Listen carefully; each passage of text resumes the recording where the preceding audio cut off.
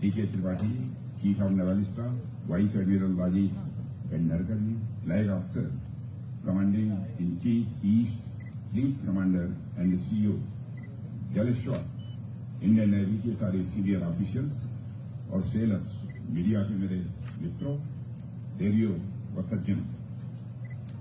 वैसे मुलायम सिंह ने मेरी काफी कीमत आप लोगों के सामने बढ़ा दी है, जबकि देश में सेंट्रल कम्युनिटीज की कीमतें धीरे धीरे कम हो रही हैं। मित्रों, ये हमारे लिए बहुत ही प्रसन्नता का विषय है कि मैं इस कार्यक्रम के माध्यम से एक बार फिर से हमारे जांबाज और बहादुर नेवल वॉरियर्स के बीच यहां पर उपस्थित हूं। भारत की मैरीटाइम सिक्योरिटी में आपका कंट्रीब्यूशन तथा इंडियन ओशन रीजन में आपकी स्ट्रांग प्रेजेंस देशवासियों के लिए हमेशा भरोसे और एक विश्वास का विषय रही है। आपके साथ बिताया गया कोई भी समय साथियों मेरे लिए यादगार का यह लम्हा होता है। मुझे याद है कि पिछले वर्ष भी जून माह में ही अंतर्राष्ट्रीय योग दिवस के अवसर पर मैं हमारी नेवी के ऑफिसर्स और सेलर्स के बीच में था। हालांकि उस समय आईएनएस विक्रांत पर थे और आज हम सब आईएनएस जलाश्व पर हैं। साथियों, जैसा कि आप सब जानते हैं कि माननीय प्रधानमंत्री श्री नरेंद्र मोदी के नेतृत्व में मुझे एक बार फिर से रक्षा मंत्रालय का दायित्व सौंपा गया है। दिल्ली में बहुत सारे काम होते हैं, जाने कितनी फाइल्स, जाने कितनी मीटिंग्स, इसी तरह के और भी बहुत सारे काम हुआ करते हैं। पर मेरा मन जाने क्यों बार बार आप लोगों के बीच आने का कर रहा था। जाने को तो मैं भारत देश की इतनी विशाल सीमा पर कहीं भी जा सकता था, पर मुझे लग रहा था मानो समुद्र की लहरें मुझे बुला रही हैं और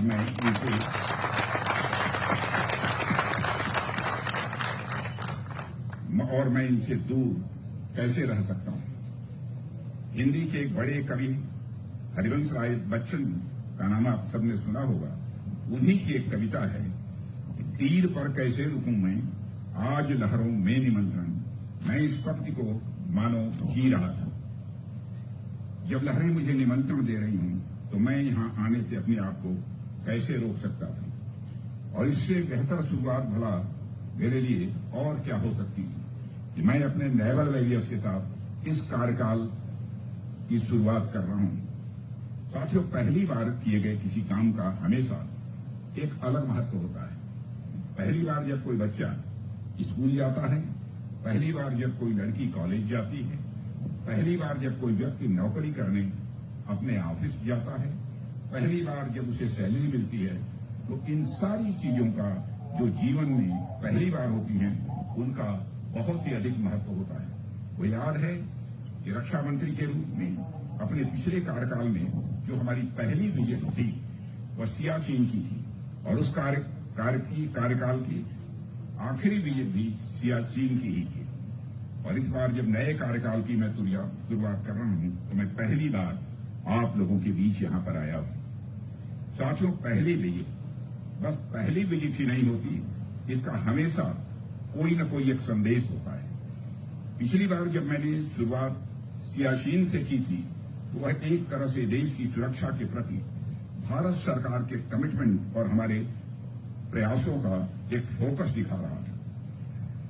वह दिखा रहा था कि हमारी राष्ट्रीय सुरक्षा के प्रति हमारा ध्यान नॉर्दर्न बॉर्डर्स पर पूरा है और वह हमने अपने पिछले कार्यकाल में किया भी, चाहे वह देश की उत्तरी सीमा पर इंफ्रास्ट्रक्चर डेवलपमेंट हो, सड़कों के माध्यम से सीमावर्ती इलाकों को देश के बाकी इलाकों से जोड़ना हो, या फिर नॉर्दर्न बॉर्डर्स पर पीस एंड स्टेबिलिटी सिक्योर करनी हो। पिछले कार्यकाल में हमारी सरकार ने इन सभी एरिया पर फोकस किया था। हालांकि इसका अर्थ साथियों यह नहीं है कि हमने अपने पिछले कार्यकाल में इंडियन ओशन रीजन की ओर ध्यान नहीं दिया। हमने उस कार्यकाल में भी हमारी नेवी और मैरीटाइम सिक्योरिटी का पूरा ध्यान दिया था, लेकिन इस कार्यकाल में हमारे नेवल वॉरियर्स के बीच में मेरी पहली विजिट के माध्यम से मैं यह बताना चाहूंगा कि अब हमारा फोकस भारत की समुद्री सुरक्षा को और अधिक मजबूत करने और इंडियन ओशन रीजन में हमारी नेवल पावर की स्थिति को और अधिक प्रभावी और सुदृढ़ बनाने की ओर होगी। वह चाहे उत्तर का हिमालय हो या हिंद महासागर हो, देश की सीमाओं की सुरक्षा को लेकर लगातार रोबस्ट करना और हमारी यह पहली प्राथमिकता होगी।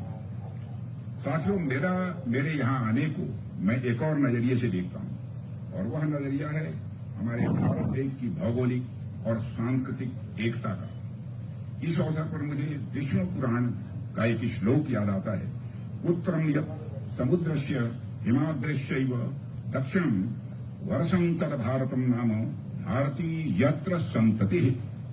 यह श्लोक भारत और भारतीयों की भौगोलिक परिभाषा गढ़ता है। इस समुद्र के उत्तर में और हिमालय के दक्षिण में जो देश है उसे भारत कहते हैं तथा उसकी संतानों को भारतीय कहते हैं। अर्थात हम भारतीयों के लिए दोनों ही क्षेत्र उतना ही महत्वपूर्ण है। मां भारती के सिर पर मुकुट के समान शोभायमान महान हिमालय और मां भारती की चरण वंदना करता हुआ हिंद महासागर, ये दोनों ही क्षेत्र हमारे लिए बेहद महत्वपूर्ण है और हम इनकी एकता और अखंडता को और अधिक सुदृढ़ करने की संकल्पना को लेकर अपने इस कार्य काल में भी आगे बढ़ेंगे। साथियों, जब मैं यह कहता हूं कि हमारा ध्यान लैंड बॉर्डर्स और मैरीटाइम सिक्योरिटी दोनों ही तरफ होगा, तो मेरे कहने का अर्थ स्वाभाविक रूप से बहुत ही व्यापक होता है। मैं उस समय सिर्फ भारत की सीमाओं की बात नहीं कर रहा होता हूं, बल्कि मैं उस समय समस्त भारत को एक करके देख रहा होता हूं। इसलिए जब मैं यह कहता हूं कि हम लैंड बॉर्डर्स और मैरीटाइम सिक्योरिटी दोनों की ओर ध्यान देंगे, तो इसके माध्यम से मैं भारत के उत्तरी और दक्षिणी भाग को एक सूत्र में बांधने की बात भी करता हूं। साथियों, भारत भूमि इस मामले में सदैव भाग्यशाली रही है कि इस धरा पर हर युग में ऐसे लोगों ने जन्म लिया है जिन्होंने इस देश की सांस्कृतिक एकता को एक सूत्र में बांधने में कोई कसर नहीं छोड़ी है। आप सबने महर्षि अगस्त का नाम सुना होगा। उत्तर भारत में जन्मे यह अगस्त ऋषि ने दक्षिण भारत की न सिर्फ यात्रा की, बल्कि पूरे दक्षिण भारत के सांस्कृतिक मूल्यों पर यानी कल्चरल वैल्यूज पर अपनी छाप भी छोड़ी। बताते हैं कि आज भारत के दक्षिणी हिस्से में अनेक ऐसे पर्व और त्योहार हैं जिसे महर्षि अगस्त द्वारा ही शुरू किया गया था। उनका प्रभाव सिर्फ संस्कृति पर ही नहीं बल्कि युद्ध शैली तक पर भी माना जाता है। ठीक उसी प्रकार का उदाहरण जगतगुरु यानी आदि शंकराचार्य का भी आता है। भारत के दक्षिणी हिस्से में केरल के गांव में जन्मे शंकराचार्य न सिर्फ उत्तर भारत की यात्रा की, बल्कि वहां की संस्कृति, वहां की भाषा, वहां के दर्शन और वहां की धार्मिक मान्यताओं को भी उन्होंने प्रभावित किया। ऐसे अनेक उदाहरण साथियों भारतीय इतिहास में भरे पड़े हैं, जहां हमारे पूर्वजों ने समस्त भारत को एक सूत्र में पिरोने की भरपूर कोशिश की है। साथियों, भारतीय जनता की प्रतिनिधि के रूप में हमारी सरकार ने भी इस श्रृंखला को और अधिक आगे बढ़ाने का काम किया है। वैसे तो मेरे पास काशी तमिल संगमम, सौराष्ट्र तमिल संगमम जैसे अनेक इसके उदाहरण हैं, लेकिन मैं इनके अलावा भी एक उदाहरण की ओर आपका ध्यान दिलाना चाहूंगा। आप सबको याद होगा कि 2019 में लोकसभा चुनाव के दौरान जब चुनाव प्रचार की समाप्ति हुई थी, तो माननीय प्रधानमंत्री जी ने केदारनाथ में अपनी साधना के लिए कुछ समय व्यतीत किया था, जो भारत के उत्तरी भाग में। और इस बार जब 2024 में लोकसभा चुनाव के दौरान चुनाव प्रचार की समाप्ति हुई, तो माननीय प्रधानमंत्री जी ने अपनी साधना के लिए भारत के दक्षिण भाग में स्थित विवेकानंद रॉक मेमोरियल को ही चुना।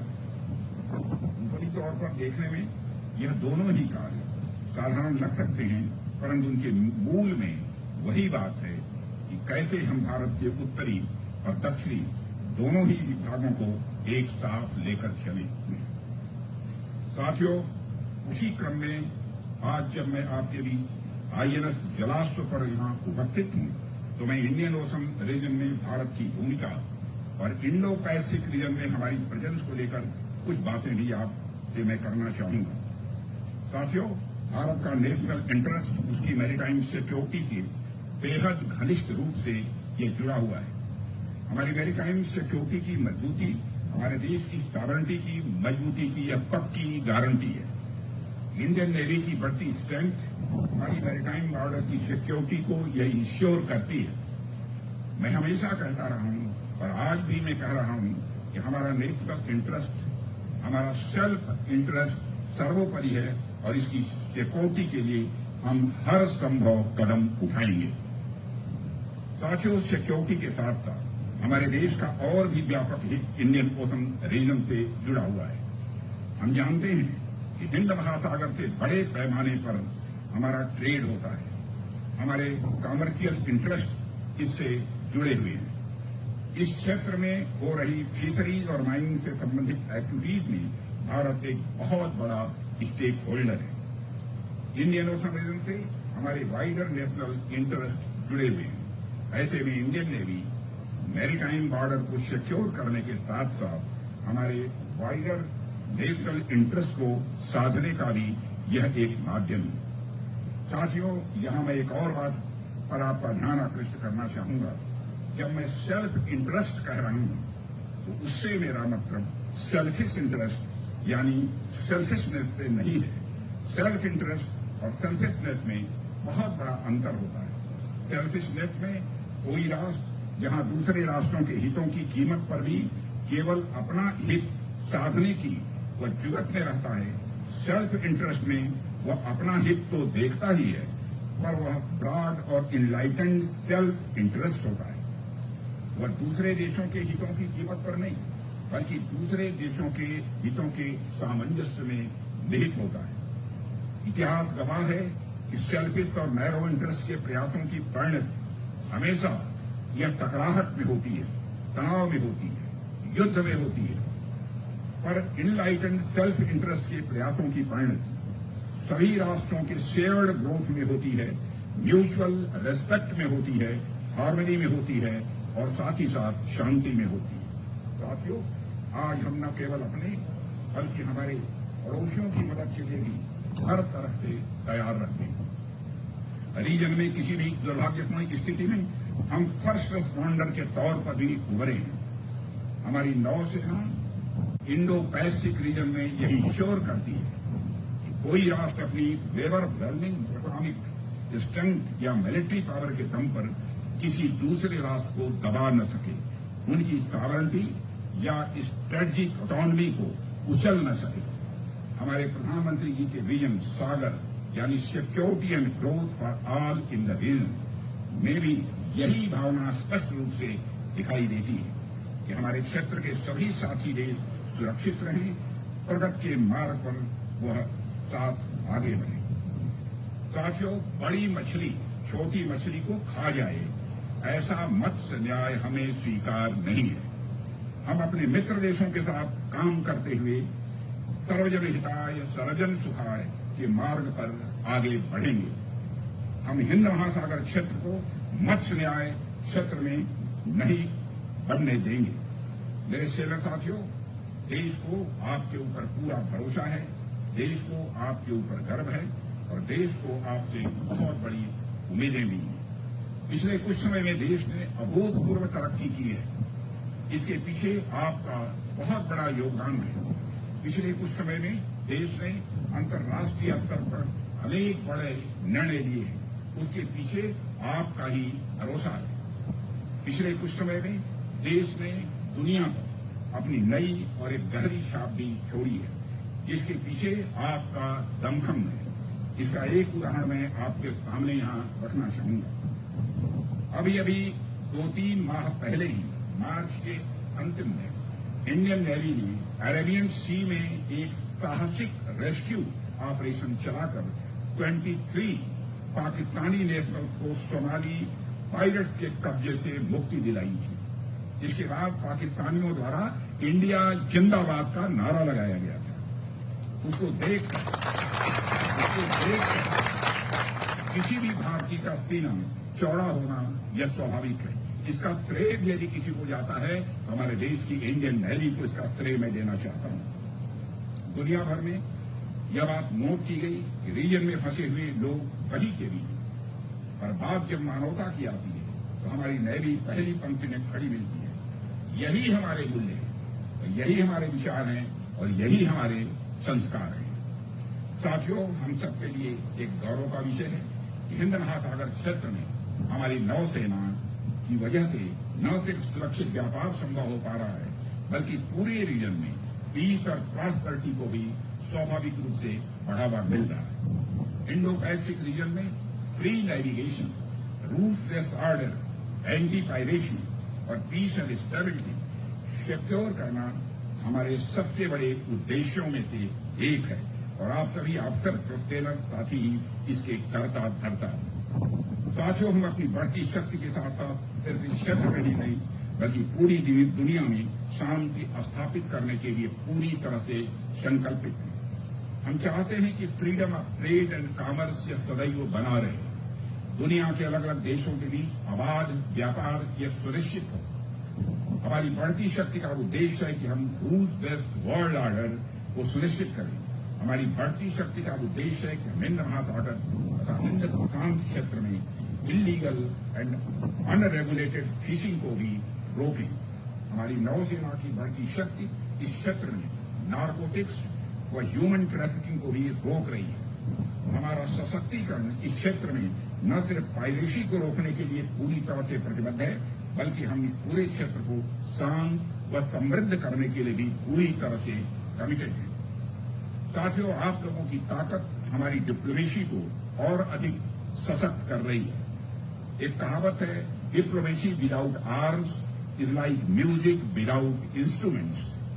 मुझे पूरा विश्वास है कि हमारे इस उद्देश्य की प्राप्ति में भारतीय नौसेना इसी प्रकार अपनी प्रभावी भूमिका का सदैव निर्वाह करती रहेगी।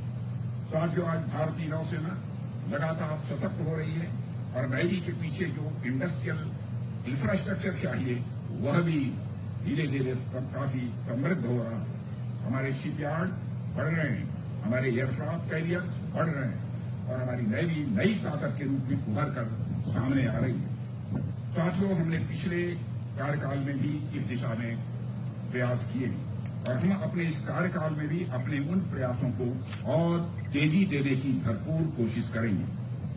साथियों, एक बात और कहकर मैं अपनी बात समाप्त करूंगा। इसे मैं अंत में इसलिए कह रहा हूं क्योंकि मेरी नजर में यह सबसे महत्वपूर्ण बात है।